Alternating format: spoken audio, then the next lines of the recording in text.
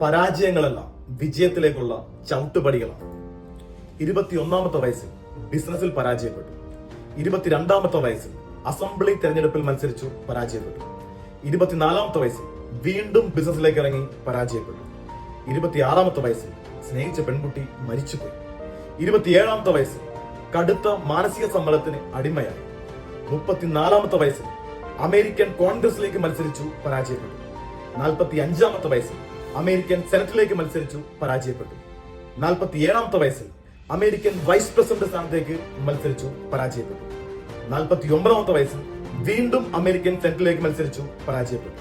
52-ാമത്തെ വയസ്സിൽ രാജ്യം കണ്ട, ലോകം കണ്ട, അമേരിക്ക കണ്ട ഏറ്റവും വലിയ പ്രസിഡന്റായി മാറാൻ അബ്രഹാം ലിങ്കന് സാധിച്ചത് അദ്ദേഹത്തിന്റെ അടങ്ങാത്ത ആഗ്രഹവും ഒടുക്കത്തെ ചങ്കൂറ്റവും.